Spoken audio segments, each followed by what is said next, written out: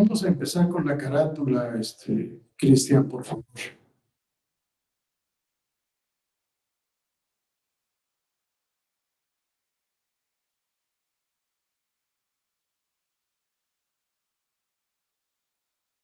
¿Sí me escucha, Cristian? Yo ya está bien, pero nada más quiero saber si me escucha para que así le pueda ir diciendo cómo. ¿Sí me oye bien? Sí. Perfecto. Gracias, Cristian. Muy amable. Buenas tardes a todos. Una disculpa por empezar tan tarde. Yo normalmente empiezo para dar tolerancia 5 minutos después de la hora, a las 5:05, son 5:13, pero hemos tenido un poco de falta de coordinación nuestra, hemos estado en varias actividades, estamos en varias actividades de ajuste, como ustedes saben. El jueves de la semana pasada se publicó el decreto de reformas legales en la materia electoral. Ayer y el lunes tuvimos un foro nacional que ocupó los 2 días completos. Empezábamos temprano, concluimos tarde. En fin, hemos estado en varias actividades. Una disculpa, por favor. Vamos a iniciar este diplomado sobre derecho probatorio. Y para empezar, tenemos un título interesante: Retos de la justicia electoral sobre la verdad factual, las pruebas en el proceso y la rendición de cuentas. Son realmente 4 temas. Retos de la justicia electoral, para mí sería uno. Otro tema, la verdad factual. Otro tema, las pruebas en el proceso. Y un cuarto tema, la rendición de cuentas. Todo bajo este rubro común. Vamos a la siguiente lámina, por favor, Cristian. Cuando alguien quiera decir algo con toda libertad, levante la mano y tan pronto lo vea, le concederé el uso de la palabra. O si no lo veo, abran su micrófono, participen con toda libertad, no hay ningún problema. La materia, porque antes dijimos retos de la justicia electoral. La justicia electoral es una de las expresiones que hemos utilizado en el transcurso de los años y de manera reciente, en realidad, esta expresión, la que hemos utilizado desde el siglo XIX inclusive hasta la actualidad o hasta antes de la reforma reciente que hemos tenido, ha sido el de recursos electorales.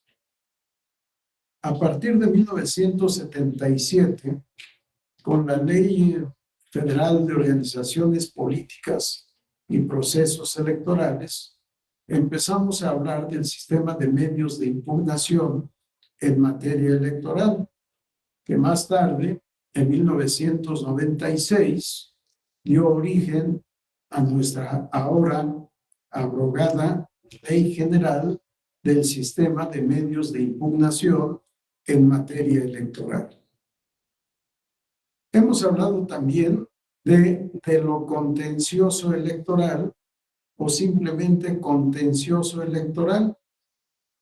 Y esto fue fundamentalmente a partir de la reforma de 1986, al ser instituido el Tribunal de lo Contencioso Electoral, que era de orden federal. Y a semejanza de la reforma federal, se fueron también reformando las constituciones y leyes electorales de las entidades federativas, y la mayoría asumió la misma denominación: Tribunal de lo Contencioso Electoral del Estado de. Y finalmente, en la década de los 90, yo propuse la expresión derecho procesal electoral, que fue el título de mi tesis de doctorado, inscrita en 1992, concluida en 1996, con el título Derecho Procesal Electoral Mexicano. No me gusta la expresión justicia electoral. Para mí lo correcto es hablar de derecho procesal electoral y más aún ahora con la nueva ley de los medios de impugnación en materia electoral. Sí, para mí lo que se debe abordar es el derecho procesal electoral y en consecuencia hablar de retos del derecho procesal electoral y no de justicia electoral. Porque vamos a la siguiente lámina, por favor, Cristian. Porque para mí la expresión justicia electoral es bastante amplia. Abarca la acción de inconstitucionalidad, obviamente en materia electoral, de la cual es competente la Suprema Corte de Justicia de la Nación para poder controvertir la constitucionalidad de leyes federales, generales y locales en materia electoral. En este momento no tenemos leyes federales electorales. Por un desacierto para mí del Poder Revisor Permanente de la Constitución, se ha usado la expresión que no es correcta, leyes generales. Sin embargo, la Suprema Corte de Justicia de la Nación ha establecido tesis mayoritaria en el sentido de que las leyes generales constituyen un nivel especial normativo de carácter nacional que está por debajo de la Constitución, por debajo de los tratados internacionales, pero por encima de las leyes federales, de las leyes locales y de la normativa municipal. De tal manera que las leyes generales vienen a ser en realidad leyes nacionales, como sucede, por ejemplo, con el Código Nacional de Procedimientos Penales, como probablemente sucederá con el aún no expedido Código Nacional de Procedimientos Civiles y Familiares, que ya está previsto en el artículo 73 de la Constitución y supuesto en el cual el Congreso de la Unión ha incurrido una vez más en omisión legislativa.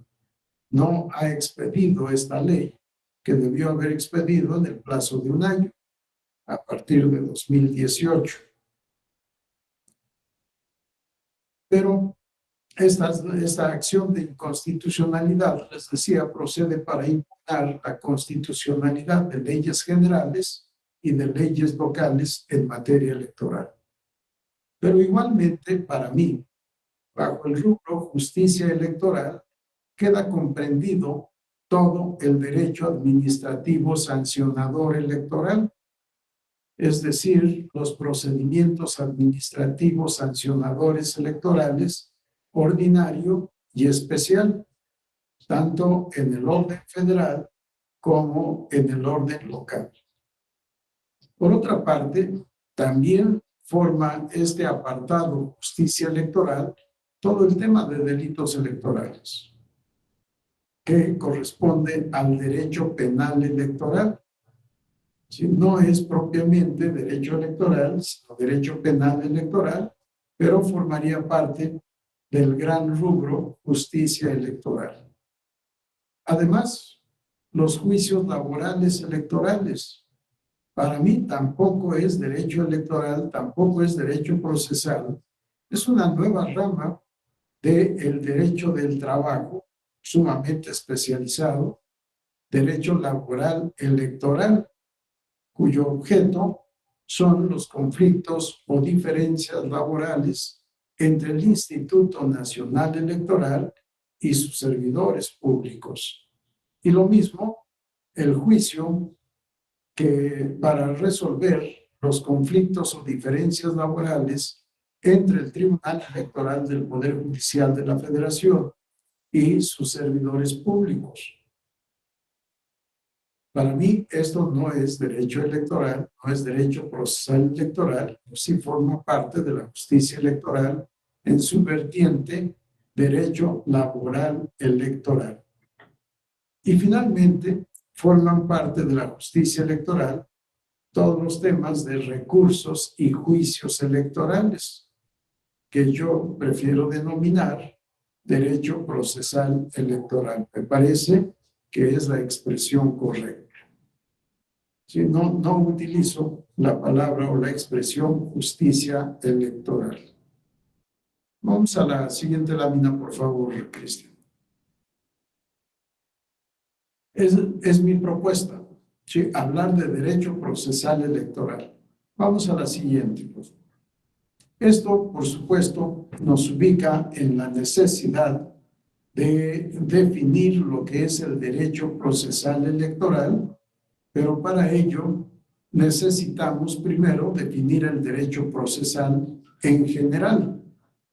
Que para mí hay un derecho procesal común que la mayoría de los autores denomina teoría general del proceso. Y después de encontrar este núcleo común, derecho procesal común, tenemos todas las especializaciones de derecho procesal constitucional, derecho procesal electoral, los tradicionales derecho procesal civil, derecho procesal penal, derecho procesal familiar, derecho procesal fiscal, administrativo, mercantil, en fin. Si no me voy a meter a estos temas, los dejo simplemente enunciados. Y mi concepto de derecho procesal, como podrán advertir, es un concepto sencillo, breve, con la intención de que sea posible su memorización para tener la base de una explicación amplia. Derecho procesal es la rama o apartado del derecho público que tiene por objeto directo y exclusivo al proceso. Claro, viene la complicación de definir qué es el proceso. Vamos a la diapositiva siguiente, por favor.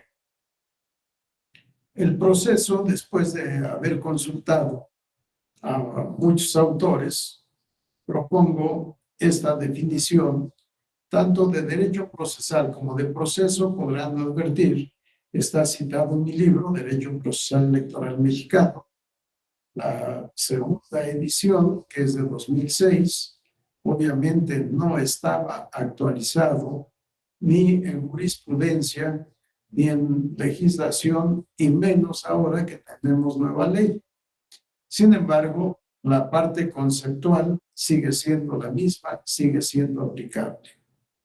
Por proceso, yo digo que es el conjunto sistematizado de hechos, actos y procedimientos jurídicos de las partes directamente interesadas, de los terceros ajenos o vinculados a la relación sustancial, sustantiva y o procesal, y del órgano jurisdiccional competente, cuya finalidad consiste en resolver, mediante la aplicación del derecho, un conflicto de intereses de trascendencia jurídica calificado por la pretensión de una parte y la resistencia de la otra parte. Es una definición descriptiva amplia, espero que comprensiva de todo lo que es el proceso. Esa ha sido mi intención al elaborar este concepto, conjunto sistematizado de hechos, obviamente de hechos jurídicos de las personas, o yo prefiero decir de los sujetos de derecho y de la naturaleza. Pero esto atendiendo a la teoría francesa del acto jurídico, teoría bipartita del acto jurídico o teoría clásica del acto jurídico, que parte del hecho jurídico en sentido amplio, que es lo que les acabo de mencionar, o bien, como yo defino el hecho jurídico, como la concreción del supuesto normativo. Toda norma jurídica se integra de dos elementos: supuesto o hipótesis y consecuencia. El supuesto o hipótesis es algo que puede suceder, ya sea en la naturaleza o en la conducta de los sujetos de derecho. La consecuencia es la creación, transmisión, modificación o extinción de derechos, deberes, relaciones, situaciones o incluso actos de derecho o jurídicos, como quieran.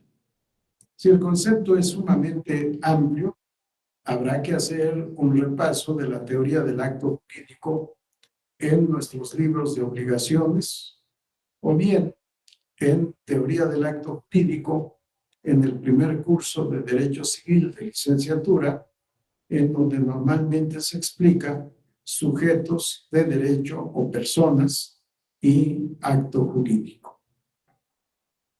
Procedimiento jurídico tiene conjunto sistematizado de hechos y o actos para la consecución de un fin determinado, con independencia de su naturaleza. A nosotros, por supuesto, nos interesan los procedimientos jurídicos, conjuntos sistematizados de hechos y conductas de los sujetos de derecho para obtener un fin jurídico. Por ejemplo, constituir un partido político es un procedimiento. Tiene plazos, tiene reglas, tiene una gran cantidad de disposiciones para poder llegar una organización de ciudadanos a constituir un partido político en el transcurso de aproximadamente un año. Y además, fijada la fecha, de acuerdo a la ley, de cuándo se puede formar, constituir un partido político, no es cuando queramos. Si todo esto, conjunto de procedimientos, hechos y actos, es lo que constituye el proceso. De las partes, ¿sí? Hechos, actos y procedimientos de las partes directamente interesadas. Tenemos como partes en todo proceso, en todo juicio, al actor y al demandado, con independencia de la denominación que le dé la ley aplicable al caso concreto. En materia de amparo, por ejemplo, no hablamos de actor y demandado, sino de quejoso y autoridad responsable. O bien, en la materia penal, no hablamos de actor y demandado, sino de parte acusadora, de parte acusada, o en su caso procesada o imputada, y de víctimas. En la materia civil hablamos de actor y demandado, que en la materia electoral hablamos de actor, enjuiciante, demandante, accionante, recurrente, impugnante. En fin, tenemos distintas formas para referirnos a quien promueve un medio de impugnación en materia electoral. Y a la parte demandada, por regla no le denominamos demandada, sino responsable, con independencia de que sea un órgano de autoridad, un partido político, una coalición, una asociación política nacional, etc. Y la cantidad de sujetos pasivos se ha multiplicado con el transcurso del tiempo y la jurisprudencia del Tribunal Electoral del Poder Judicial de la Federación. Partes directamente interesadas, actor y responsable. De los terceros ajenos a la relación sustancial, terceros ajenos como pueden ser los testigos, los peritos, el personal auxiliar del tribunal, el propio tribunal, sea unipersonal o colegiado, el secretario que es fedatario público jurisdiccional son terceros ajenos a la relación substancial entre actor y demandado. Son terceros que van a coadyuvar con el tribunal para resolver la controversia, o terceros vinculados a la relación substancial. Normalmente los terceros vinculados comparecen como tercero interesado o como tercero coadyuvante. Cuando hablamos de relación substancial, he puesto entre paréntesis sustantiva y o procesal, porque muchos autores del derecho procesal entienden por relación substancial la relación sustantiva, es decir, la relación de derecho sustantivo que ha dado origen a la controversia.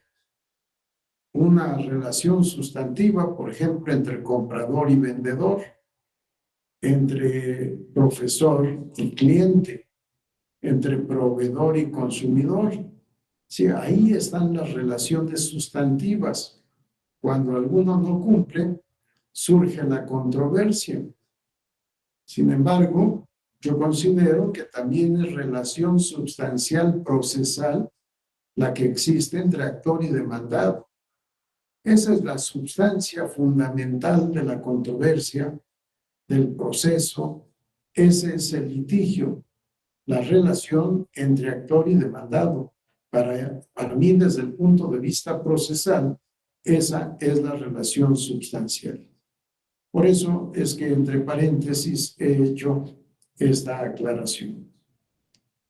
El proceso no puede existir sin que haya un órgano jurisdiccional.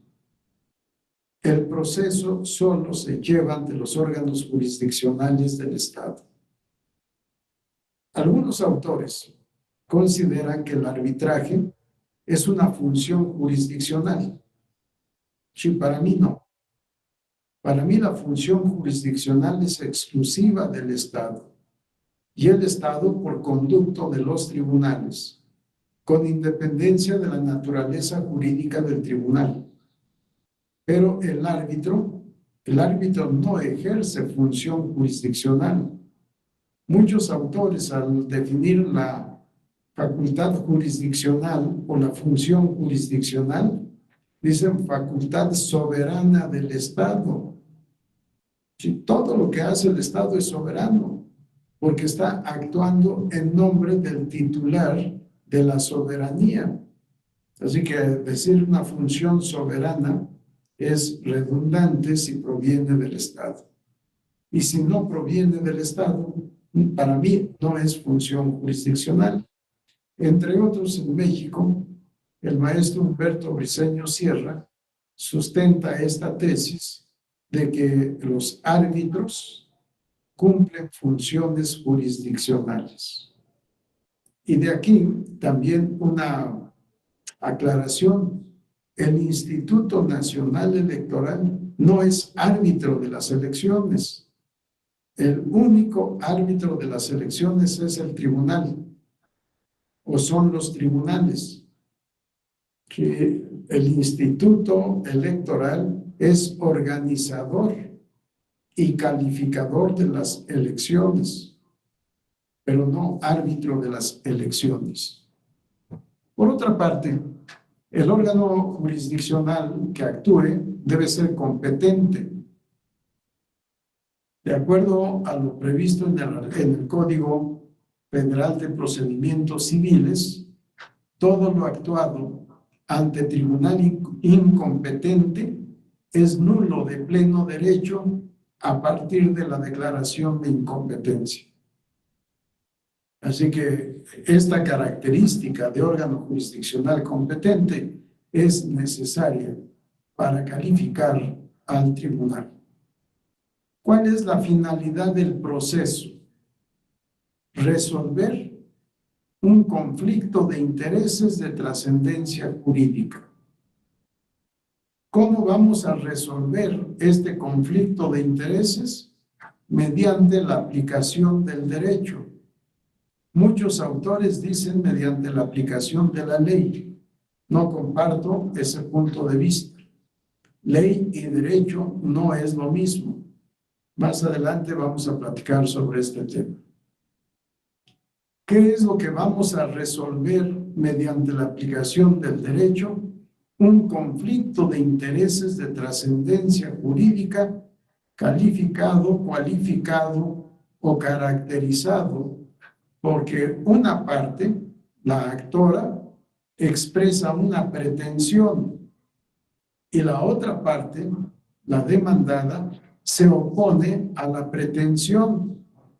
Nos dice Carneluti, la pretensión es la intención que tiene el actor de someter a su interés propio el interés ajeno, el interés del demandado. Y el demandado, al oponer resistencia, es que se defiende conforme a derecho en contra de la pretensión del actor. Por eso decimos un conflicto de intereses de trascendencia jurídica calificado por la pretensión de una parte y la resistencia de la otra parte.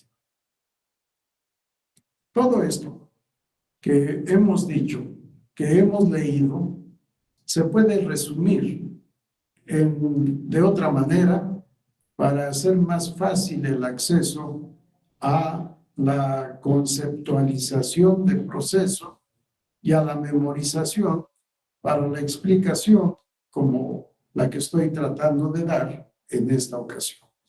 Vamos a la diapositiva siguiente, por favor, Cristian.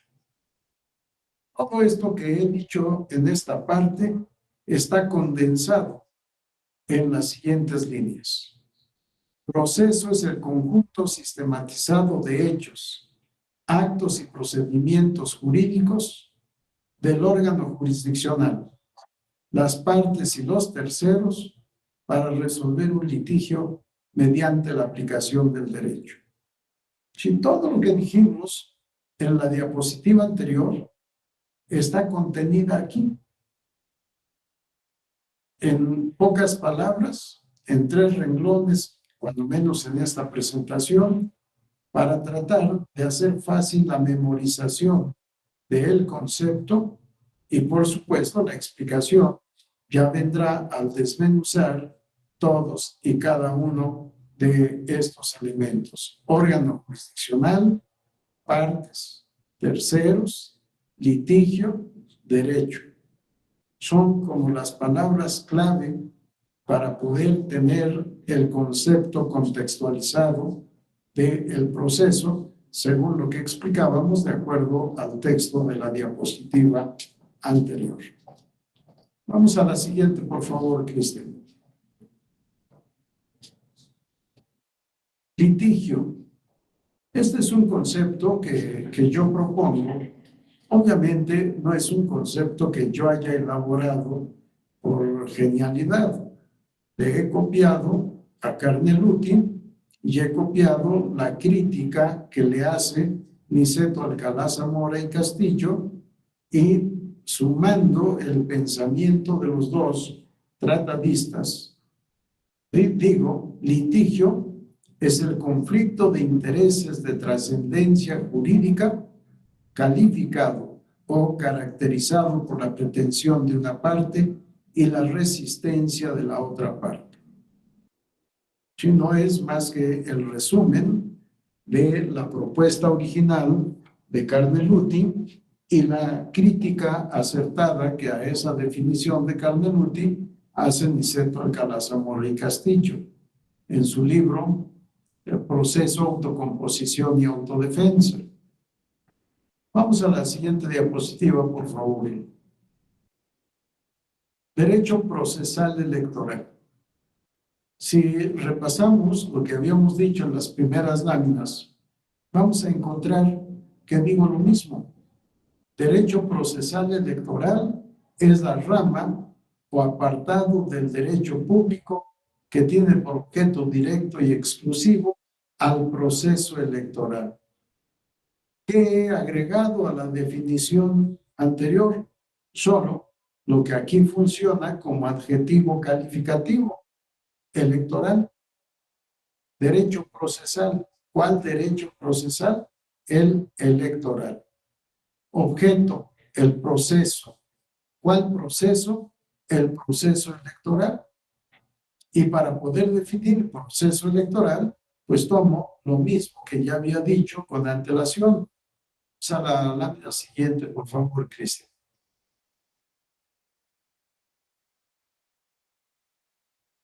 Vean la definición de proceso electoral. Sí, todo esto, palabras más, palabras menos, está en mi libro Derecho Procesal Electoral Mexicano. En todos los casos he ido haciendo las citas con las páginas en donde está dicho lo que propongo. Sí, proceso electoral, conjunto sistematizado de hechos, actos y procedimientos jurídicos de las partes directamente interesadas, actor y responsable, de los terceros ajenos o vinculados a la relación substancial, tercero interesado y coadyuvante, relación substancial sustantiva y o procesal, y del órgano jurisdiccional competente, Tribunal Electoral Federal o local, cuya finalidad consiste, mediante la aplicación del derecho, cuya finalidad consiste en resolver,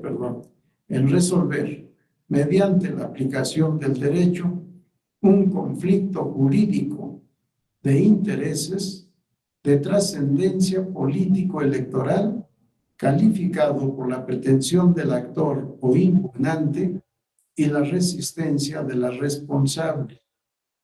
Cuando pongo las letras SFR, es decir, confróntese, es porque no estoy copiando literalmente lo que escribí en mi libro, pero sí recojo la idea fundamental y voy haciendo algunas adecuaciones que considero para esclarecer el conocimiento. Vamos a la diapositiva siguiente, por favor, Cristian. Aquí también la definición sintetizada. Proceso electoral es el conjunto sistematizado de hechos, actos y procedimientos jurídicos del órgano jurisdiccional electoral competente, las partes y los terceros para resolver un litigio de naturaleza político-electoral mediante la aplicación del derecho. Esta definición no la tengo escrita en ninguna parte, la he elaborado con el transcurso del tiempo y por eso no hay cita en ningún lugar. Y al derecho procesal electoral, pues pocos se han dedicado y la mayoría me han copiado o bien han ido al derecho procesal local, no al federal. Pero bueno, hasta esta parte, ¿alguien tiene algún comentario, alguna duda, alguna observación? Lo que quieran, les escucho con todo gusto. Bien, si no hay comentarios, vamos a un tema que para mí es sumamente importante en todos mis cursos. No importa si es en licenciatura, si es en especialidad, en diplomados, en maestría o doctorado. Incluso tuve la suerte en la Escuela de Democracia y Gobierno de República del Salvador de tener como alumnos a ministros de la Suprema Corte de Justicia de la República del Salvador y me he visto en la necesidad de explicar siempre mi concepto de derecho. ¿Por qué no uso la palabra ley como la usan muchos autores?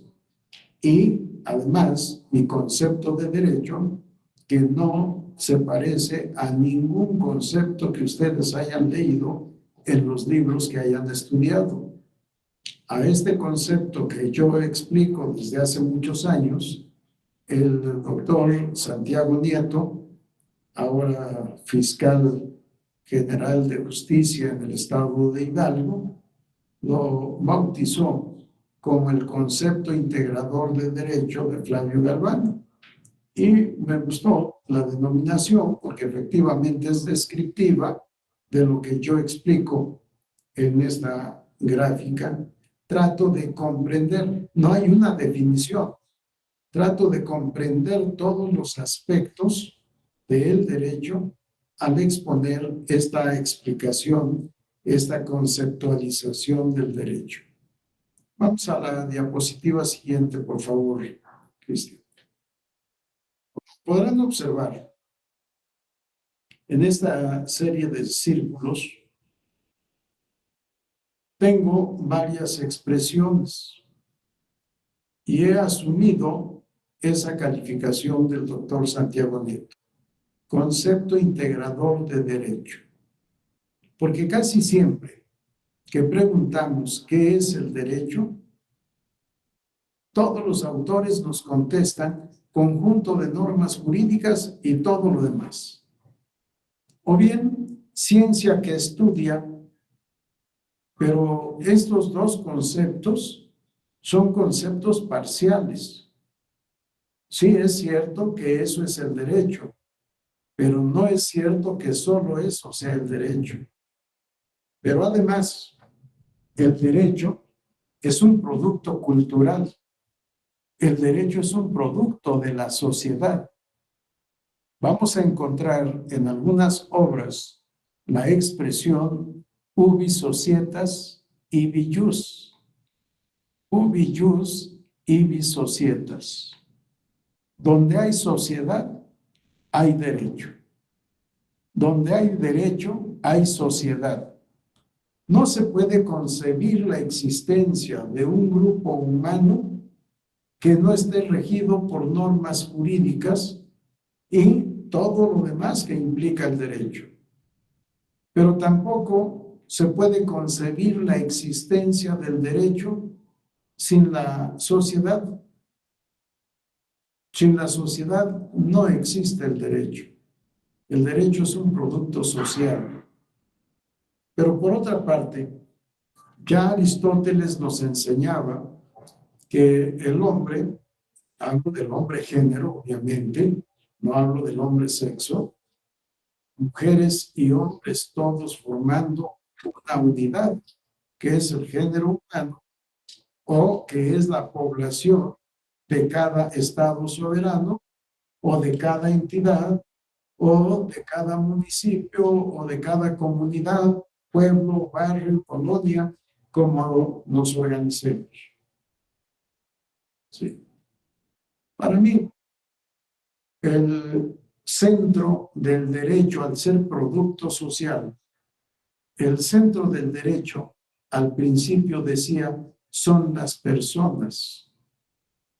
Pero con el tiempo entendí que no todos los seres jurídicos o entes jurídicos son personas. Cuando yo estudié, nunca pude entender, nadie me pudo explicar qué es el nasciturus. El ser concebido, pero no nacido. ¿Es cosa? ¿Es persona? ¿Qué cosa es? ¿Cuál es su naturaleza jurídica? Y cuando escuchamos hablar del aborto, cuando escuchamos hablar de la despenalización del aborto, cuando escuchamos decir, es mi cuerpo y yo dispongo de mi cuerpo, yo me he puesto a pensar, si acaso el nasciturus es un tumor que se puede extirpar libremente, y no estoy en contra del aborto. Yo digo que el aborto es un derecho constitucional, no solo de la mujer, sino del hombre o de la pareja, de los dos. Desde hace muchos años se reformó el artículo 4 constitucional para establecer, entre muchos otros temas, que todo individuo, no sé si se pueda decir individua e individue, como ahora acostumbran a hablar. Perdónenme, yo uso el lenguaje tradicional. ¿Sí? Para mí, lo que ha dicho la Real Academia Española de la Lengua es correcto. El lenguaje no tiene sexo. ¿Sí? Y lo digo con todo respeto.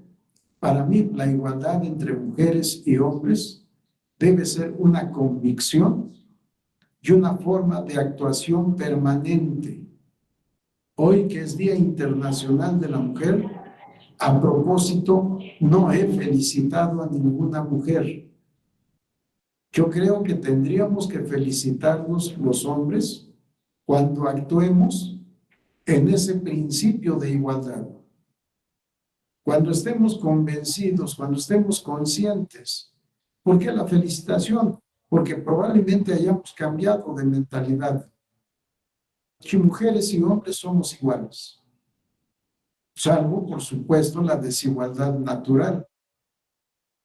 Y esto lo aprendí al leer primero la Declaración de los Derechos de la Mujer y de la Ciudadana de Olympe de Gouges de 1791. Sí, desde entonces ya ella hablaba de esa igualdad entre mujeres y hombres. El artículo primero de su declaración, porque es una obra literaria, de su Declaración de los Derechos de la Mujer y de la Ciudadana, es: mujeres y hombres somos iguales.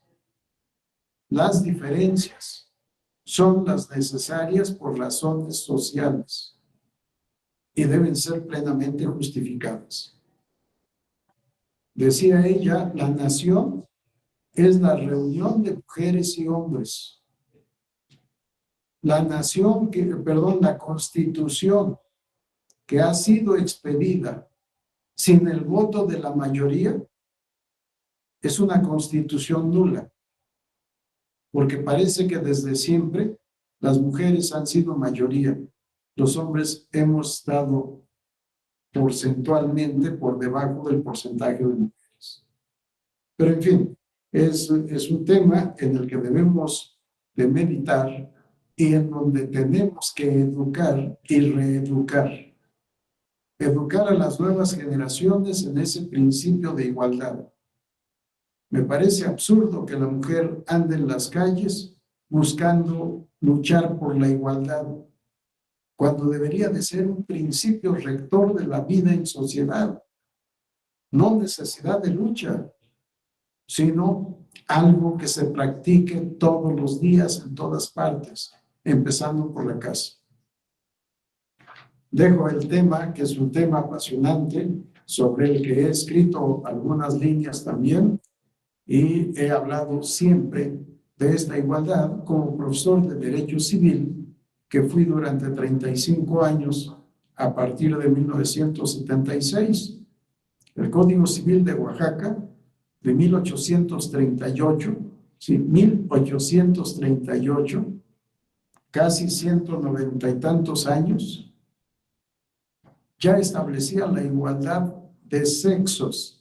No usaba la expresión igualdad entre mujeres y hombres, sino la igualdad de sexos. Nuestro Código Civil de 1870, para el Distrito Federal, establecía la igualdad entre mujeres y hombres.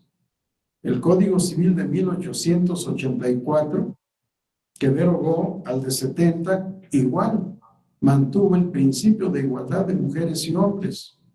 El Código Civil de 1928, para el distrito y territorios federales en materia común y para toda la República en materia federal, establecía ya o repetía la igualdad jurídica entre mujeres y hombres. Y los códigos para el Distrito Federal y el Código Civil Federal, los dos del año 2000, contienen ese mismo principio en su articulado. Sí, de tal manera que la igualdad jurídica yo la he enseñado toda mi vida académica, que ya lleva 45 años a partir de enero de 76, 47 años a partir de enero de 76.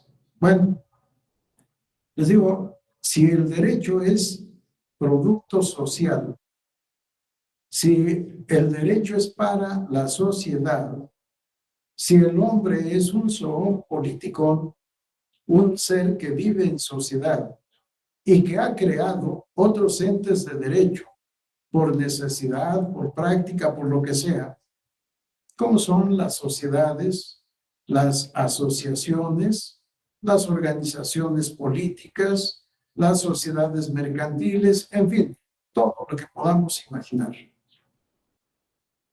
Tenemos que pensar que en el centro del derecho está el sujeto de derecho. Para mí, Kelsen se equivocó cuando dio la definición de persona.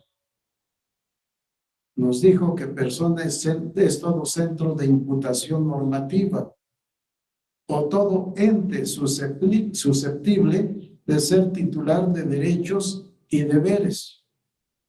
No, para mí esa no es la persona, para mí ese es el sujeto de derecho. Sujeto de derecho, todo ente susceptible o capaz de ser titular de derechos y deberes.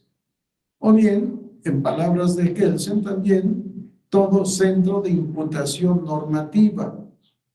¿Qué es lo que imputa la norma? Derechos y deberes. Por eso hablamos de la bilateralidad de la norma jurídica, porque impone deberes y establece o reconoce derechos. Pero no todos los sujetos de derecho son personas. Si revisamos nuestro Código Civil Federal, vamos a encontrar que la personalidad jurídica empieza con el nacimiento y concluye con la muerte para las personas físicas. Gracias, Francisco. Vi que dijiste lo mismo, me da gusto. Empieza con el nacimiento y termina con la muerte. Pero hay dos conceptos de nacimiento: el nacimiento biológico y el nacimiento jurídico. Biológicamente, hay nacimiento cuando el producto de la concepción es desprendido totalmente del seno materno, con independencia de que se haya cortado o no el cordón umbilical. Pero ese es el nacimiento biológico. El nuevo ser puede nacer muerto. Biológicamente nació, jurídicamente no nació. ¿Qué es lo que se requiere para el nacimiento jurídico? Que el nuevo ser nazca vivo. Y además que viva 24 horas como mínimo, o bien que sea presentado vivo al registro civil. Si no se dan ninguno de estos dos supuestos, alguno de estos dos supuestos, no hay nacimiento jurídico.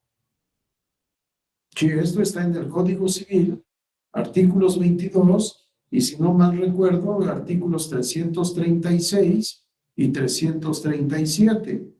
Si alguien tiene a la mano el Código Civil Federal, trate de consultarlos y nos dice si es lo correcto o no. Pero entonces, antes del nacimiento jurídico, ¿qué hay?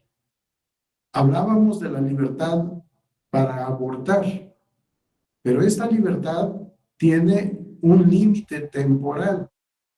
Libertad para abortar, ¿de cuándo? ¿Hasta cuándo? A partir del momento de la concepción. Y esto, por supuesto, científicamente se puede determinar. El producto de la concepción tiene 1, 2, 3, 4, 5, 6 semanas y está en evolución. ¿Hasta cuándo se permite libremente el aborto y a partir de cuándo está prohibido abortar? Sí, porque no es durante todo el tiempo de embarazo, es con límites. ¿Por qué?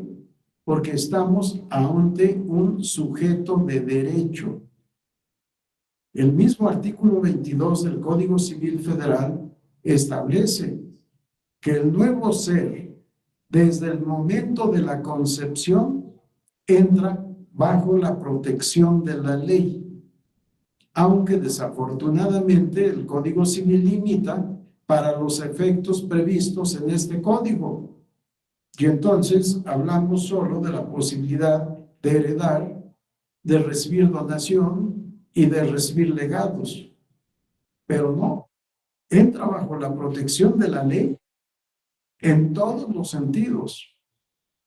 Por eso la libertad del aborto es hasta determinado plazo, prohibido a partir de un plazo determinado. Por eso la Ley General de Salud prohíbe la investigación en embriones y preembriones. Me parece que el código, la ley, ya no establece esta disposición. Adelante, Francisco. Solo transcribí el artículo 22 ahí en el chat. Gracias. Pero si alguien lo puede leer, mejor. O si lo puedes leer tú, Francisco, adelante. Artículo 22. La capacidad jurídica de las personas físicas se adquiere por el nacimiento y se pierde por la muerte. Pero desde el momento en que un individuo es concebido, entra bajo la protección de la ley y se le tiene por nacido para los efectos declarados en el presente código. Gracias. Ahora, ¿sí localizaste los otros artículos, Francisco, o alguien más los encontró? Creo que sí es 336 y 337. Y si no, revisaré para no equivocarnos.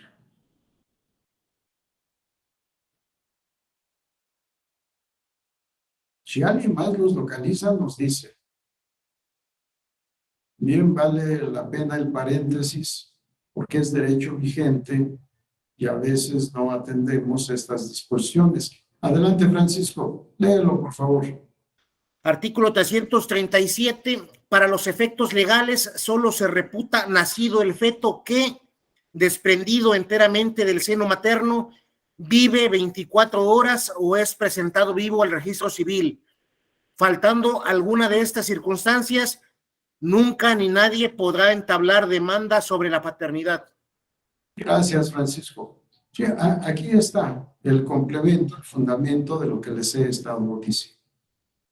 Pero, por otra parte, las coaliciones, entrando a la materia electoral, si revisamos la Ley General de Partidos Políticos, vamos a encontrar que los partidos políticos son personas. Desde el momento en que obtienen el registro del Instituto Nacional Electoral o del Instituto Local Electoral correspondiente. A partir de ahí surge el partido que tiene personalidad. La coalición de partidos políticos no tiene personalidad. ¿Por qué? Porque no hay una norma jurídica que le atribuya la calidad de persona. Las agrupaciones políticas nacionales no tienen personalidad. No hay una norma jurídica que establezca la agrupación política nacional. Es persona y por tanto tiene patrimonio propio. En cambio, hablando del Instituto Nacional Electoral, desde la Constitución vamos a encontrar una norma que establece que el Instituto Nacional Electoral es persona. ¿Sí? ¿Quiénes de los sujetos de derecho son personas? Solo aquellas que determina la ley. Si revisamos, por ejemplo, el contexto de la legislación de las entidades federativas, vamos a encontrar que en varios estados la familia es persona. En la Ciudad de México la familia no es persona. Y sin embargo, como en todos los códigos, se regula el patrimonio de familia. y se establece que el titular del patrimonio de familia es la familia, y así se inscribe en el registro público de la propiedad. Propietaria del patrimonio de familia, la familia. Y no es persona, pero sí es sujeto de derecho. Y si regresamos a la Constitución, vamos a encontrar que toda familia tiene derecho a una vivienda digna y decorosa. Sí, desafortunadamente no deja de ser un buen deseo, pero formalmente está como derecho para un sujeto de derecho que no tiene personalidad jurídica. Sí, el tema de sujetos de derecho con y sin personalidad es un tema interesante. A uno de los exalumnos y excolaborador le sugerí como tesis de maestría este tema y así obtuvo el grado con la tesis sujetos de derecho con y sin personalidad jurídica. Y hay una gran cantidad. Les decía también de los estados. Hay estados que al Tribunal Superior de Justicia le otorgan personalidad jurídica. Otros estados no. ¿De qué depende que sea o no sea persona? De la voluntad del legislador. ¿Y qué regla rige al legislador? Su voluntad nada más. Determina quiénes son personas y quiénes no. Y en el artículo 25 del Código Civil Federal vamos a encontrar quiénes son personas morales. E incluso en el tema de asociaciones civiles vamos a encontrar el reconocimiento de la personalidad de personas morales extranjeras.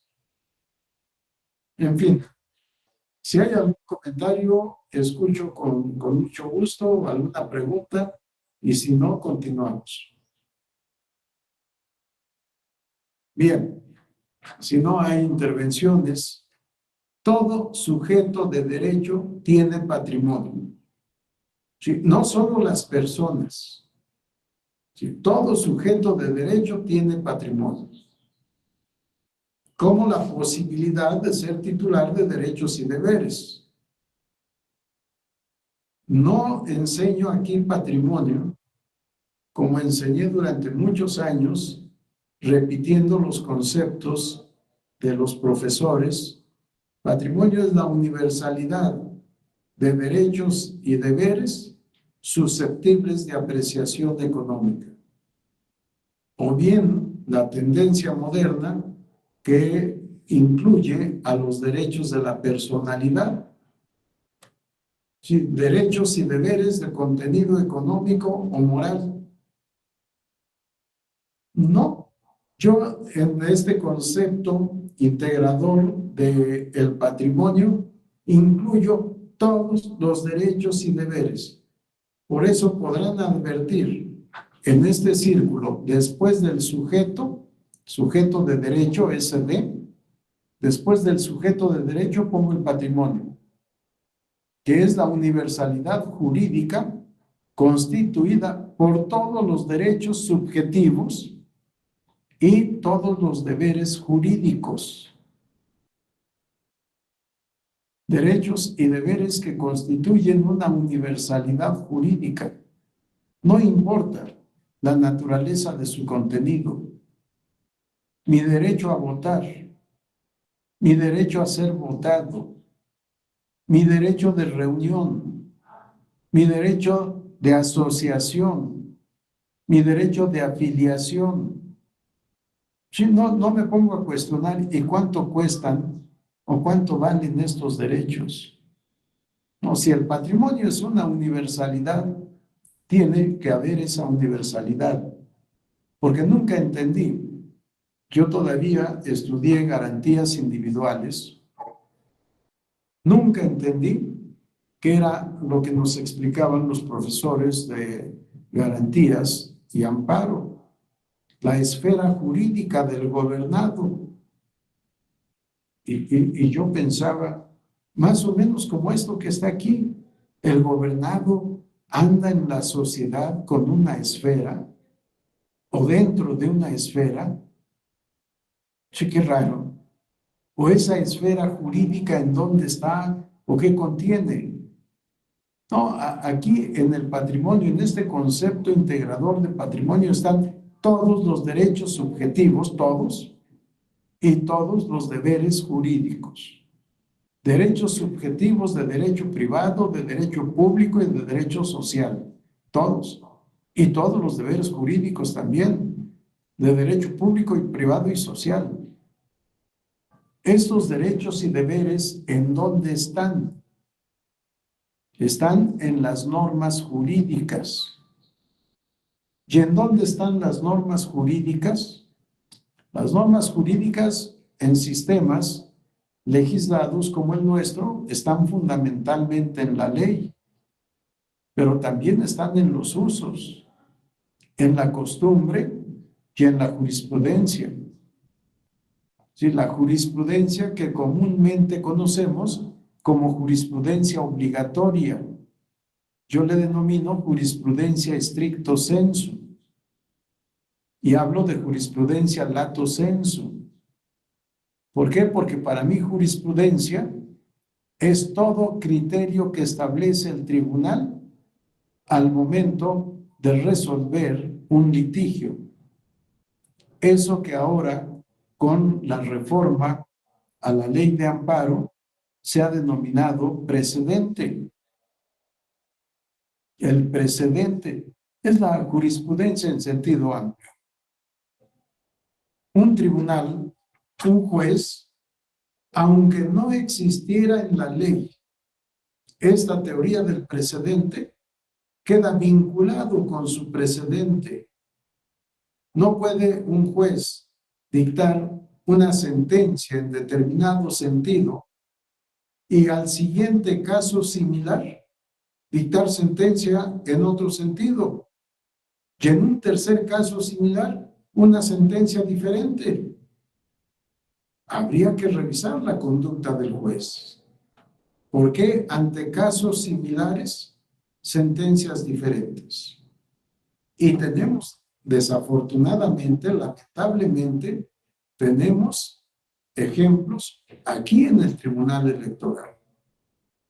Un caso de asignación de diputados o de diputaciones a la Asamblea Legislativa del Distrito Federal, en donde emití voto particular y dije públicamente que yo no podía dictar sentencias a la carta. Se tiene que asumir un solo criterio. No puede haber diversidad de criterios ante casos similares, y mucho menos cuando esos casos similares se resuelven de manera acumulada o de manera individual en la misma sesión pública. ¿Cómo explicamos la aplicación de criterios diferentes para casos similares? Sí, cuidado, el criterio que se establece en un caso obliga al juez a resolver el caso siguiente de manera similar. Si cambia de criterio, porque puede hacerlo, tendrá que explicar por qué el cambio de criterio. Pero al tercer caso, no puede volver a cambiar de criterio, porque, reitero, tendríamos que revisar la conducta del juez. En 3 casos similares, sucesivos, 3 criterios diferentes, parece que no son congruentes con la lógica. Y el derecho se rige por la lógica también. Por eso es que para mí, las normas jurídicas no solo están en la ley, el uso, la costumbre, sino también en la jurisprudencia. Y en materia electoral, usos y costumbres es invocado o son invocados cotidianamente. Tenemos casi el 75% de municipios en el estado de Oaxaca que elige a los integrantes de sus ayuntamientos mediante usos y costumbres. Tenemos en Michoacán, en Guerrero, Y me parece que en Tlaxcala también, municipios que eligen por usos y costumbres. Y en todas las comunidades indígenas tenemos elección por usos y costumbres de representantes de la comunidad ante el ayuntamiento correspondiente. No son presidente municipal, síndico o regidor, sino representante de la comunidad originaria ante el ayuntamiento. Con lo cual, yo no coincido. Si para mí debería de ser en todo caso un regidor representante de la comunidad o las comunidades indígenas, o más de un regidor. Y tenemos que cambiar la estructura de la integración de los ayuntamientos en donde haya pueblos originarios. O bien, corregir en todo lo que nos hemos equivocado. Para mí, no tiene sustento constitucional ni sustento convencional la elección de integrantes de ayuntamientos por usos y costumbres.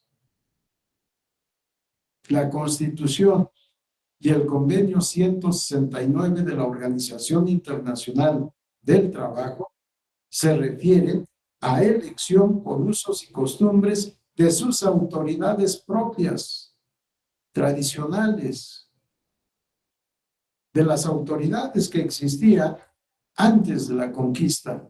Aunque en la Constitución nos equivocamos y decimos antes de la colonización. No, lo que es el actual territorio de México no fue colonizado, fue conquistado. Y vino todo el mestizaje que conocemos. Bien, entonces, normas jurídicas por usos y costumbres son sumamente importantes para nosotros en la materia electoral. Porque es en donde tenemos un gran compromiso con las comunidades, pero al mismo tiempo con la convencionalidad y la constitucionalidad.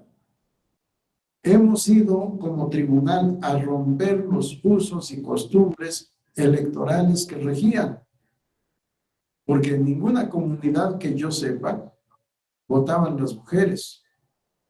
Mucho menos eran votadas. Y cuando conocimos los primeros casos, tuvimos que decirles por principio de igualdad constitucional, las mujeres tienen derecho a votar y a ser votadas. Y todo eso vino a cambiar los usos y costumbres electorales que tenían en estas comunidades. Bueno, normas jurídicas en la ley, en los usos, la costumbre y la jurisprudencia. Y no solo es en materia electoral. Si revisan leyes de todo tipo, van a encontrar una gran remisión a usos y costumbres. Simplemente en la materia bancaria. La materia bancaria se rige mucho por usos para los clientes. Y si no conocemos esos usos o no atendemos esos usos, podemos llevarnos sorpresas desagradables. ¿En dónde más están esas normas jurídicas? En los tratados internacionales. Para nuestra materia, solo cito los tratados internacionales tuteladores de derechos humanos. Son parte de nuestro derecho. Y no es solo por la reforma al artículo 1 constitucional a partir de 2011. Desafortunadamente, nuestra falta de estudio y la falta de estudio de nuestros maestros nos provocaron este desconocimiento. Pero desde el 5 de febrero de 1917 ha estado vigente casi con el mismo texto el artículo 133 de la Constitución, que establece esta Constitución, las leyes emanadas del Congreso de la Unión y los tratados internacionales celebrados por el presidente de la República con aprobación de la Cámara de Senadores son la ley suprema de toda la Unión.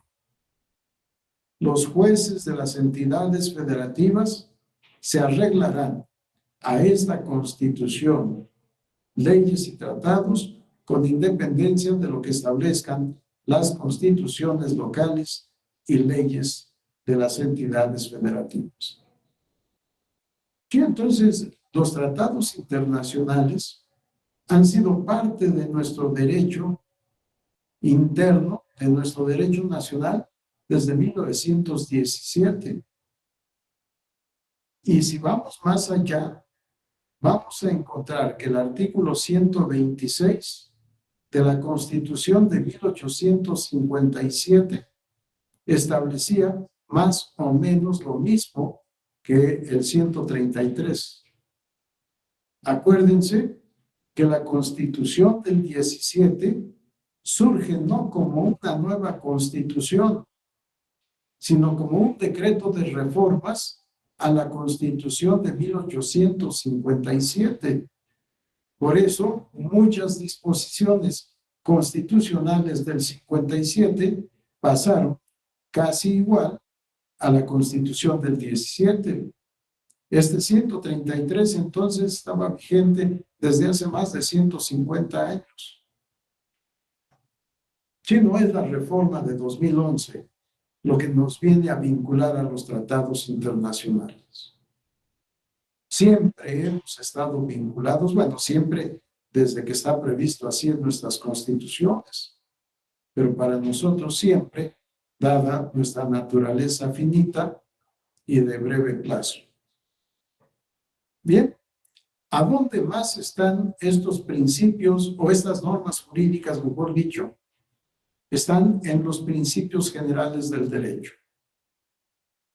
El artículo 14 de la Constitución, en su párrafo 4, establece que las sentencias del orden civil deberán ser conforme a la letra o a la interpretación jurídica de la ley, que a falta de esta, conforme a los principios generales del derecho. Los principios generales del derecho son normas jurídicas también. Bueno, entonces todo este sistema normativo es amplísimo. Tenemos mucho de dónde encontrar la norma jurídica aplicable al caso concreto. Que los legisladores quieran amarrar las manos o el pensamiento del tribunal y que el tribunal no pueda generar derecho y normas jurídicas, solo la ignorancia puede dictar una norma de esa naturaleza. El juez, el tribunal, siempre estará creando derecho. Y si no fuera suficiente esto que hemos dicho, todavía nos queda la ciencia del derecho.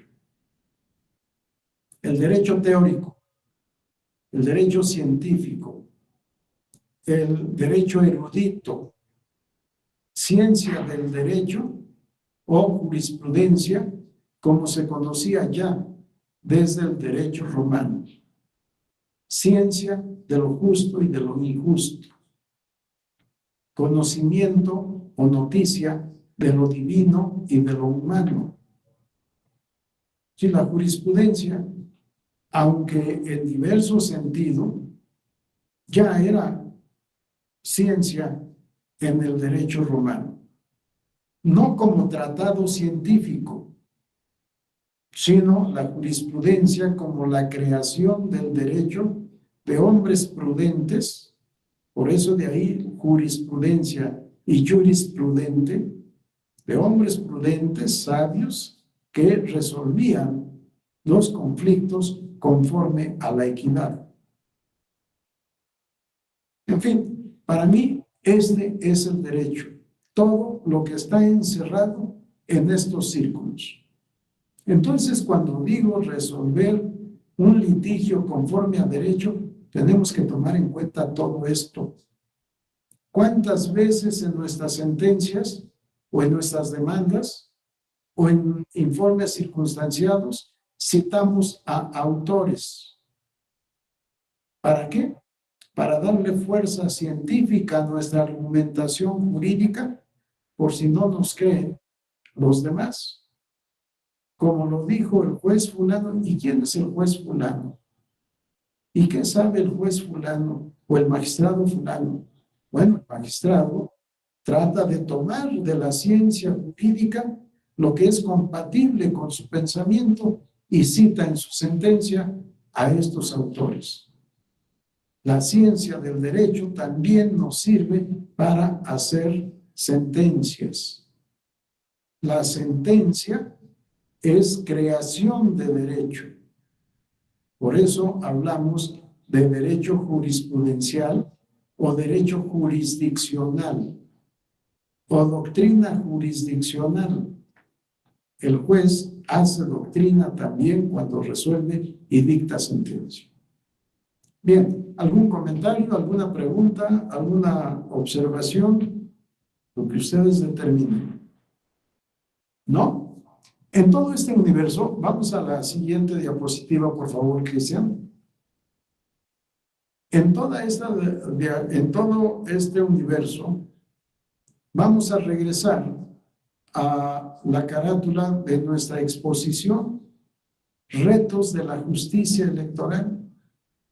¿Cuáles son los retos de la justicia electoral? Y nos dicen en el programa que nos proponen encontrar la verdad factual. ¿Y qué es la verdad factual? Vamos a la siguiente diapositiva, por favor. Verdad. Yo me quedo con lo que dice el diccionario para no meterme a problemas de filosofía del derecho. Verdad, del latín veritas, veritatis. Conformidad, perdón, aquí hay un error de escritura, conformidad de las cosas con el concepto que de ellas forma la mente. O bien, la segunda acepción, conformidad de lo que se dice con lo que se siente o se piensa. O mejor aún, la acepción cuarta, juicio o proposición que no se puede negar racionalmente. O todavía mejor, el sinónimo, realidad, existencia real de algo. Que esto es lo que nos sirve justamente para el derecho procesal. La realidad de los hechos, la existencia real de los hechos. Cambiar la palabra algo por hechos. Factual, del latín factum, hecho. Factual, la otra voz latina, factual. Fáctico. Factual es lo fáctico. ¿Y qué es lo fáctico? El propio diccionario define fáctico, fáctica, del latín factum, hecho. Adjetivo, primera acepción, perteneciente o relativo a hechos. Sí, la verdad factual, la verdad de los hechos. Pero me encontré una aclaración que me gustó. Vamos a la diapositiva siguiente, por favor, Cristian. Me gustó esto que dice Guillermo Cabanellas, o Cabanelas, en su diccionario enciclopédico de Derecho Usual, el tomo 4. Dice factual. Y lo que me gustó fue esto que nos dice al dar la explicación. Encubriéndose, pudorosa, tras lejanas y forzadas etimologías latinas, la academia, en una epidemia de neologismos, acepta también este vocablo, tan rebuscado como fáctico, en lo perteneciente o relativo a los hechos. Y de fáctico nos dice, este latinismo un tanto pedante expresa lo relativo a los hechos, basado en ellos o circunscrito a lo mismo, a los mismos, por contraposición a lo de índole teórica o hasta simplemente imaginario. Y en la parte final, en algunos medios forenses lo concerniente a los hechos controvertidos, a diferencia de las normas legales aplicables al litigio. Si cuando hablamos de verdad factual, ¿qué es lo que queremos? Encontrar la verdad respecto de los hechos objeto de controversia, de los hechos controvertidos. ¿Para qué? Para poder aplicar el derecho que resulte aplicable para resolver ese conflicto de intereses jurídicos. Sí, en algunos medios forenses lo concerniente a los hechos controvertidos. Sí, pero efectivamente cuando vemos verdad factual, como que la palabra factual no queda en la expresión verdad. Tal vez deberíamos de hablar de la verdad de los hechos, porque si no podemos confundirnos y pensar la verdad de hecho. ¿Y cuál es la verdad de hecho? ¿Cuál es la verdad de derecho? Y en su caso, si tenemos que buscar la verdad filosófica. Y entonces estamos distrayéndonos a otros temas que no son los que nos interesan en un curso de derecho probatorio. Verdad factual, la verdad sobre los hechos controvertidos. A eso se refiere el tema, para mí, de verdad factual. Vamos a la siguiente diapositiva, por favor.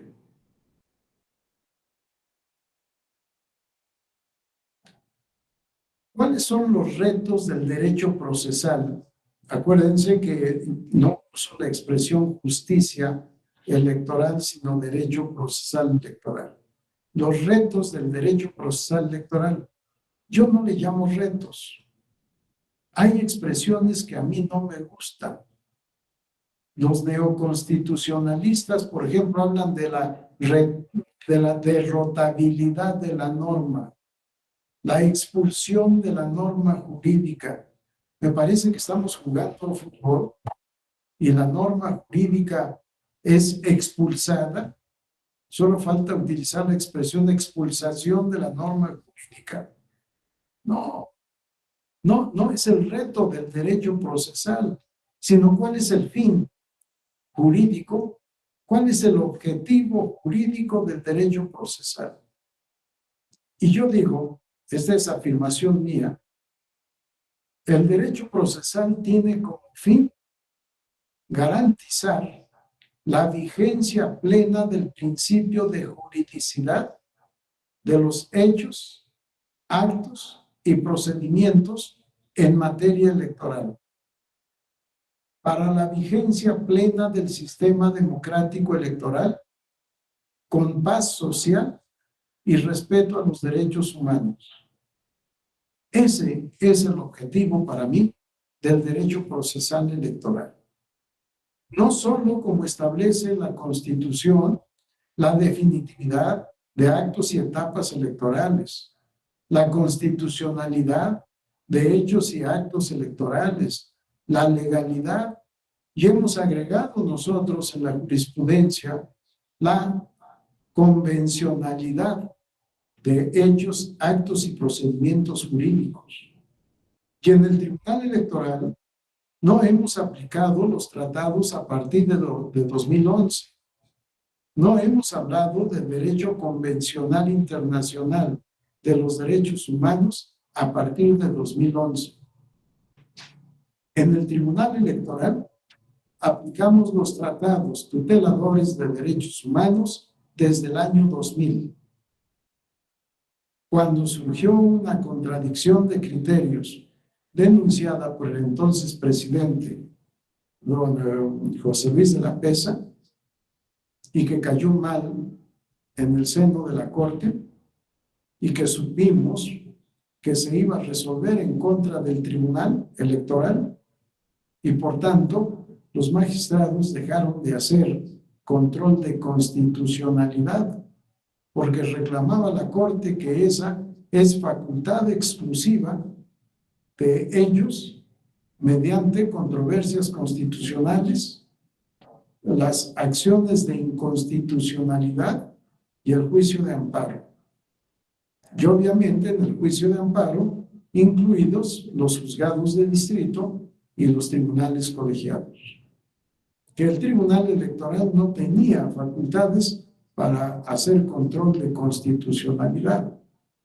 Hubo necesidad de la reforma de 2007 para decirle a todo mundo, para los que no entendieron lo que establecimos en 1996, en el párrafo 5º del artículo 99 de la Constitución, ahora agregamos un párrafo 6º y el entonces párrafo 5º pasó a ser con todas sus letras párrafo 7º en 2007 para decirle a la Corte, el Tribunal Electoral sí tiene competencia para hacer control de constitucionalidad, pero solo para inaplicar la norma inconstitucional en el caso concreto controvertido, y de ello te debe informar.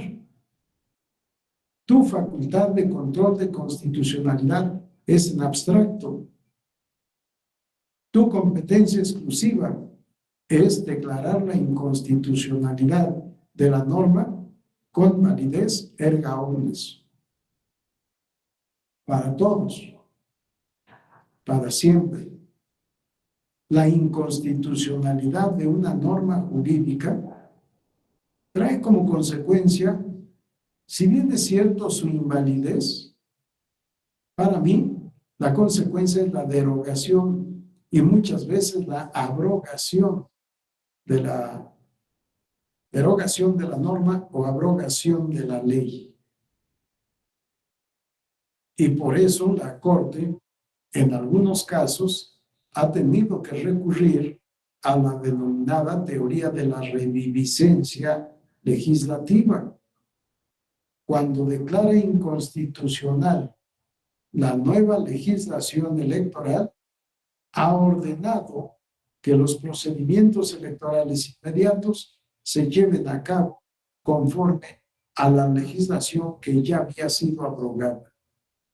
Pero como la ley abrogante es inconstitucional, cobra vigencia por disposición de la Corte la ley abrogada. Y de esto tenemos varios ejemplos. Pero en fin, para mí, ¿cuál es el objetivo del derecho procesal electoral?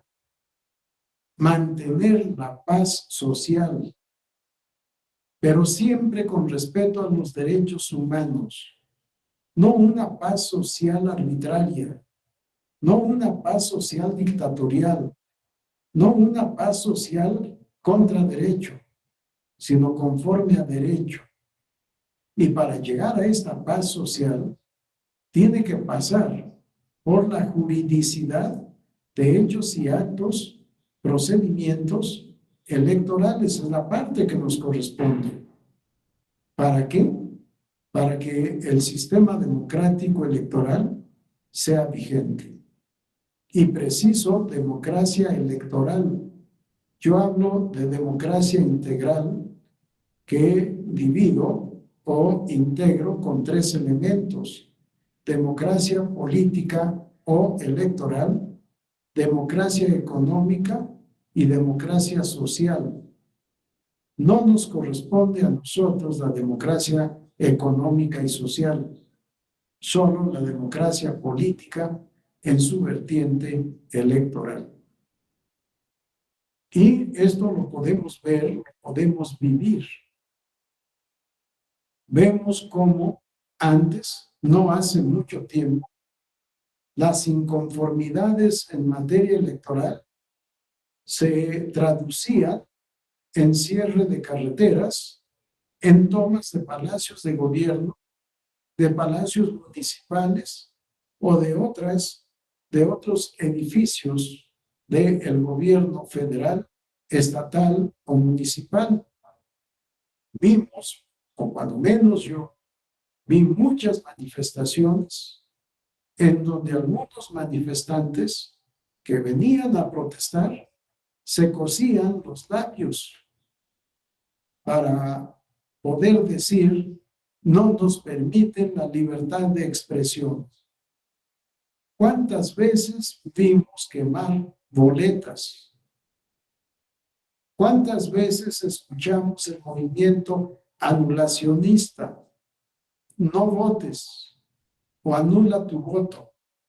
Ante políticos nulos, votos nulos. Ante partidos políticos nulos, votos nulos. Sí, todo esto, afortunadamente, se ha ido modificando. Hemos cobrado confianza en nuestras elecciones.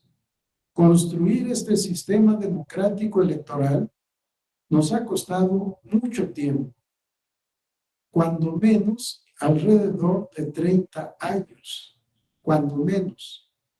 Más si pensamos justamente hoy, Día Internacional de la Mujer, en el reconocimiento constitucional del voto femenino en 1953, la institución de diputados de partido en 1963, la libertad política para formar partidos políticos en 1977, la institución del recurso de reclamación en contra del Colegio Electoral de la Cámara de Diputados y también en 1977, la creación del Tribunal de lo Contencioso Electoral en 1986, constitucionalmente, y en 1987 en el Código Federal Electoral, en la creación del Instituto Federal Electoral en 1990, en la derogación de la autocalificación política de diputados y senadores en 1993, la derogación del sistema político de calificación de la elección del presidente de la República en 1996. ¿Sí? Y además, la permanencia o la constancia permanente de la ciudadanía en las mesas directivas de casilla, que a partir de la legislación de 1990 se hace por insaculación, primero para los posibles candidatos a integrar mesas directivas de casilla, capacitación y nueva insaculación, designación de presidente, secretario, escrutadores y suplentes por grado de estudios. Entonces, todo esto que hemos conquistado no solo es trabajo del Instituto Electoral Federal o Nacional y de los locales, sino sobre todo de la ciudadanía. Las mesas directivas de casilla no forman parte de ningún instituto, ni del nacional, ni del federal, ni de los locales. Son órganos de autoridad electoral ciudadana que solo existe durante la jornada electoral para recibir el voto de los conciudadanos y contar, calificar y contar esos votos. Son nuestros conciudadanos quienes hacen toda esta labor. El triunfo del sistema democrático integral es de la ciudadanía. Y esto es lo que nos ha permitido confiar en las elecciones. Y esto es lo que ha permitido la alternancia en el poder. Porque las elecciones se hacen conforme a derecho. Porque el voto ciudadano cuenta y se cuenta. Porque es la voluntad de la ciudadanía la que determina quién ha de ocupar los cargos de representación popular. Esto es algo en lo que tenemos que reflexionar y tenemos que defender. No es problema de qué hacen con el Instituto Nacional o la burocracia dorada, como les llaman. Es nuestro sistema democrático el que está en riesgo. Es el sistema democrático lo que tenemos que defender. Ojalá hagamos conciencia Y ojalá, ahora que los políticos han dejado de hablar, ahora que los legisladores han dejado de hablar, porque ya existe la nueva legislación electoral, reglamentaria, sin reformas constitucionales, es el momento de escuchar la voz de los jueces. Espero que los jueces estén a la altura de las circunstancias y que sepan defender lo que ha costado conquistar por el pueblo. Ha sido el pueblo ciudadano el que ha asumido estas conquistas. El pueblo por conducto de los partidos políticos. Ya han sido los partidos políticos de oposición los que le han arrancado al partido gobernante todas estas conquistas. No ha sido fácil. En fin, perdón la emoción, pero es parte de nuestra vida. Por eso hablo de paz social con respeto a los derechos humanos, paz social con dignidad. No lo digo así porque parece que fue el lema del Ejército de Liberación Zapatista, pero es el contenido, paz social con dignidad. Yo he puesto paz social y respeto a los derechos humanos. Bien, si alguien tiene algún comentario, alguna pregunta, observación, adelante, con mucho gusto les escucho. He estado hablando durante mucho tiempo, espero escuchar a alguno de ustedes ahora. Quien quiera, quien se anime, adelante.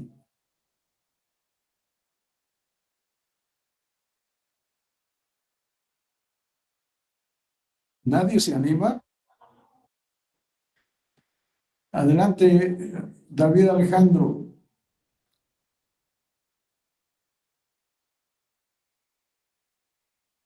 A ver. Buenas noches, perdón, tengo muchos problemas aquí con el audio y las cámaras y todo eso. Sí. Pero bueno, doctor, antes que nada agradecer este diplomado que nos está haciendo favor de dar para nosotros.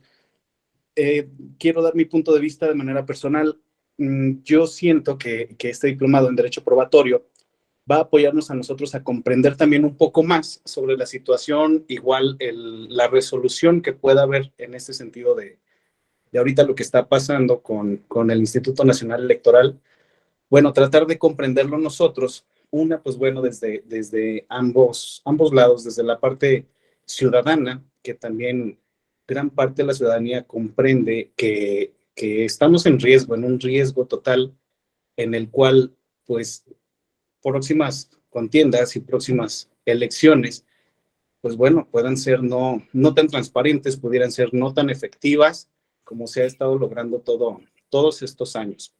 Ahora bien, pues bueno, este diplomado para mí, nada más quiero comentarle que va a ser de gran ayuda para poder comprender estas resoluciones, para poder comprender también pues las inexistencias en realidad de lo que están exponiendo estos legisladores que sin saber al final también de fondo pueden ver la forma ellos y pueden verle el modo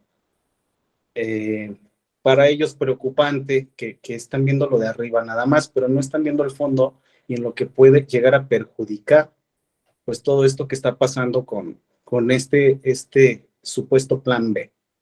Entonces, pues bueno, nada más quiero agradecerle mucho, de verdad espero que sea de gran apoyo para nosotros todo esto, y pues antes que otra cosa también pedir la disculpa que estoy aquí conectado como con 2 sesiones y eso voy a tratar de solucionarlo con mi equipo de cómputo, y pues bueno, yo quedo aquí a la orden también, doctor, y pues bueno, esperamos también conforme vamos avanzando en las explicaciones que usted nos da, pues poder ir participando. A mí de manera particular me interesa mucho esto. Yo trabajo en el Instituto Nacional Electoral, y pues bueno, para mí obviamente esto me nutre, me apasiona, y sobre todo aprender de los que saben realmente, como lo son ustedes, como lo es usted.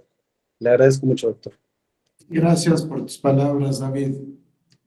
Bueno, yo lo hago con mucho gusto, pero además solo estoy cumpliendo mi trabajo, un trabajo que me gusta. Hago lo que me gusta y me pagan, pues imagínate nada más, doble gusto. Adelante, Olegario. Gracias, doctor. Buenas tardes a todos. Es un gusto, como siempre, escucharlos, doctores. La verdad, en lo personal, me abre mucho las ideas a las que ya tenía un poquito conocimiento y claro que usted lo hace más ampliamente. Algo que usted dijo muy importante desde que el Tribunal Electoral Federal empezó a aplicar los derechos humanos y empezó incluso a aplicar la inconstitucionalidad de leyes y normas a casos concretos, me parece que la sentencia de la Suprema Corte que ayer emitió me parece un retroceso al avance que ya tenía el tribunal en materia de derechos políticos electorales en relación a la elegibilidad de candidatos, quienes pues quienes no cumplían, ¿no? con el concepto de ciudadanía en su vertiente de un modo honesto de vivir. Me parece que no había esa contradicción que analizaron, como lo defendieron 4 ministros, pero por mayoría tuvo que ser aprobada. Considero que no había esa contradicción porque en aquel asunto era un caso abstracto y en este asunto era un caso concreto, sí efectivamente, pero también creo en aquel caso de la Suprema Corte no se analizó la vertiente esta de modo honesto de vivir, sino solamente un requisito sobre el no haber cometido delitos, no estar sentenciado, no haber sido condenado por delitos.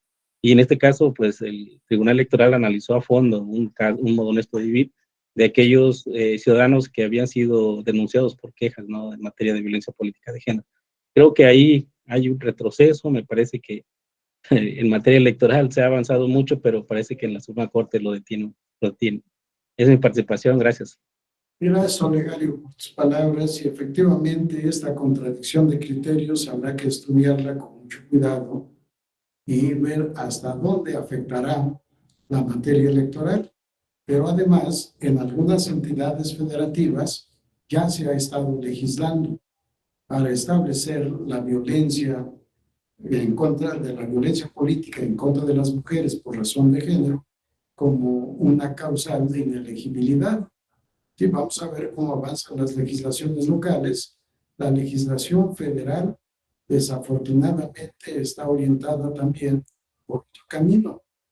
Y lo peor de todo es que, de acuerdo a la Constitución, al artículo 116, fracción cuarta, las constituciones y leyes de los estados se deben ajustar a la Constitución federal y a las leyes generales de la materia.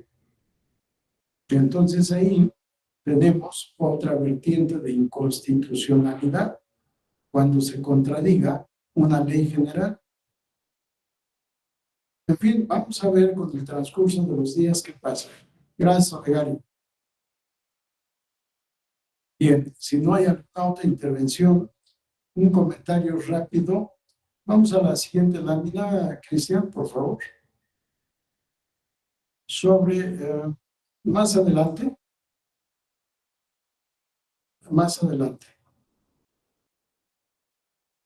Esto es lo que vamos a ver en nuestro tema fundamental, las pruebas en el proceso.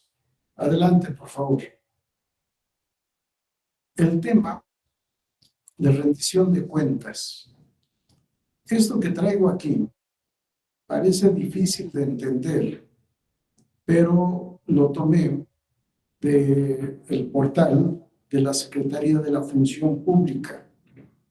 Rendición de cuentas significa que las personas, los organismos y las organizaciones de carácter público, privado y de la sociedad civil tienen la responsabilidad del adecuado cumplimiento de sus funciones. Vean nada más aquí esta parte. Responsabilidad del adecuado cumplimiento de sus funciones. En teoría, existen 3 tipos de rendición de cuentas: diagonal, horizontal y vertical. Los ejemplos a continuación provienen del sector público. Vamos a la siguiente, por favor. Rendición de cuentas diagonal. Se produce cuando los ciudadanos recurren a las instituciones gubernamentales para conseguir un control más eficaz de las acciones del Estado y como parte del proceso participan en actividades como formulación de políticas, elaboración de presupuestos y control de gastos. Sí, esto ya está mucho incorporado a las instituciones de participación ciudadana. En algunas partes le denominan democracia directa. No hay democracia directa porque el pueblo no gobierna. Tenemos democracia participativa, eso sí. Y, por ejemplo, en la Ciudad de México hay una consulta para el presupuesto, el ejercicio del presupuesto, y le denominan presupuesto participativo. ¿En qué vamos a gastar el presupuesto? O bien preguntarle previamente al pueblo qué es lo que necesitamos para elaborar nuestro presupuesto. Pero también el control de gastos, la denuncia ciudadana ante los órganos correspondientes. En fin. La rendición de cuentas horizontal somete a los funcionarios públicos a restricciones y controles o a un sistema de contrapesos por parte de organismos gubernamentales. Por ejemplo, tribunales, defensor del pueblo, organismos de auditoría, bancos centrales, con facultades para cuestionar e incluso sancionar a los funcionarios en casos de conducta indebida. Estamos hablando no solo de derecho disciplinario, por lo que en México se sigue denominando responsabilidad administrativa, sino también de la actuación de la Auditoría Superior de la Federación, que revisa todo. Y vamos finalmente al otro párrafo, a la siguiente, por favor, Cristian. El otro es el que nos interesa para nosotros.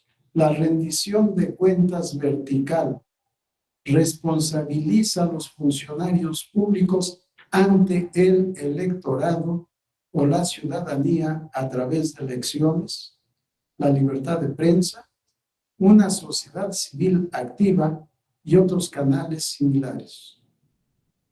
En un seminario titulado La causa del viraje electoral de 2018, yo les dije que la causa de este cambio de partido en el gobierno fue el exceso de corrupción y de impunidad en los gobiernos anteriores. Si la rendición de cuentas ante el electorado. Sí, y todo esto tiene que ver, por supuesto, con el trabajo de los tribunales y en especial para nosotros del Tribunal Electoral. Ya platicaremos de estos y varios temas más. Son las 7 de la noche y hay otras actividades, así que suspenderé esta exposición por hoy y continuaremos ya con temas específicos el día de mañana, jueves y el próximo viernes. Me da gusto verlos. Una disculpa nuevamente por haber empezado tarde. Nos han sugerido concluir 10 o 15 minutos antes, pero ahora fue al revés. Espero que mañana no tengamos complicaciones técnicas y empezar a las 5 con 5 minutos. Buenas noches para todos. Gracias por su atención y nos vemos mañana. Muchas gracias, doctor. Hasta luego. Hasta luego.